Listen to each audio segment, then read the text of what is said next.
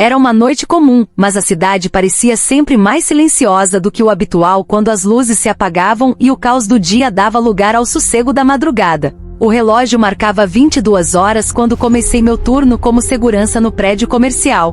O edifício, um gigantesco bloco de vidro e aço, se destacava contra o céu noturno, refletindo as poucas luzes que ainda piscavam ao longe. Coloquei o crachá no pescoço e me dirigi até a cabine de segurança no lobby. A primeira tarefa era checar os sistemas de câmeras e alarmes. O monitor piscava suavemente, mostrando as imagens das câmeras posicionadas em cada andar. Tudo parecia em ordem, e eu sabia que o primeiro passo para uma noite tranquila era garantir que tudo estava funcionando corretamente. Saí da cabine e dei uma rápida olhada no hall de entrada, um espaço grandioso com mármore polido e móveis modernos. As luzes estavam apagadas, e a única iluminação vinha de um abajur em cima da mesa de recepção. Fiz uma ronda pelo térreo, verificando se não havia nenhuma anomalia. Às vezes, algo pequeno como uma porta não fechada corretamente poderia se transformar em um problema maior, então eu era meticuloso. Aos poucos, a sensação de solidão começou a se instalar. O prédio que durante o dia fervilhava com a movimentação de pessoas, agora estava silencioso, quase como se estivesse adormecido. O som dos meus próprios passos ecoava pelas escadas e corredores, uma constante lembrança de que eu era o único humano ali dentro. À medida que a noite avançava, comecei a fazer as rondas regulares pelos andares. Havia um sistema de relatórios que precisava ser atualizado a cada 2 horas, e eu me certificava de documentar tudo meticulosamente. A cada ronda, eu verificava os pontos críticos, as portas de emergência, os corredores menos iluminados e os pontos de acesso restritos. Às vezes eu me pegava pensando em como aqueles corredores vazios pareciam diferentes quando não estavam cheios de gente e atividade. Cerca de meia-noite, enquanto fazia uma verificação no subsolo, ouvi um barulho vindo de uma das salas de equipamentos. O som era sutil, quase imperceptível, mas como segurança, eu estava treinado para notar essas pequenas coisas. Me aproximei com cautela, o coração batendo mais rápido. A sala estava escura, e eu liguei a luz com a mão firme.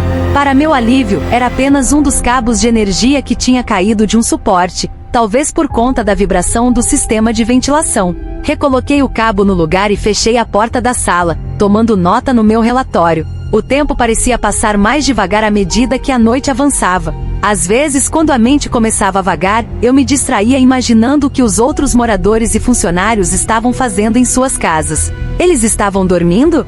Se divertindo com a família? Eu me perguntava como era a vida deles fora daquele prédio. Finalmente, às 6 horas, as primeiras luzes do dia começaram a aparecer através das janelas. A cidade começava a despertar, e o silêncio profundo da noite estava se dissipando. Eu finalizei meu relatório e voltei para a cabine de segurança, onde entreguei a documentação ao meu substituto. Enquanto ele começava a se preparar para o turno do dia, eu deixava o prédio, sentindo um alívio silencioso por ter completado mais uma noite com sucesso. Eu sabia que em pouco tempo o edifício estaria novamente cheio de vida e movimentação, e eu poderia voltar a ser apenas uma sombra na multidão. Mas por agora, o prédio estava seguro, e o turno da noite estava terminado. A cidade estava começando a acordar, e eu me dirigia para casa, pronto para aproveitar o resto do meu dia. Então, algo estranho aconteceu. No meio do caminho, meu rádio começou a tocar uma transmissão de rádio antiga, um programa de notícias de décadas atrás, como se tivesse sido sintonizado em um canal que não deveria estar funcionando. O locutor estava falando sobre eventos que pareciam estranhamente específicos, e embora eu não conseguisse entender exatamente o que estava sendo dito, havia um tom de urgência e desespero que me deixou ainda mais inquieto. Desliguei o rádio, mas a sensação de terror persistiu. Eu tentei racionalizar a situação. Talvez fosse apenas o efeito do cansaço, talvez um delírio causado pela falta de sono. Mas a sensação de que algo estava errado, que algo sombrio estava à espreita, era impossível de ignorar. Cheguei em casa e estacionando o carro, a primeira coisa que notei foi o silêncio. O silêncio de uma casa vazia que àquela hora parecia não apenas quieta, mas também estranhamente opressiva.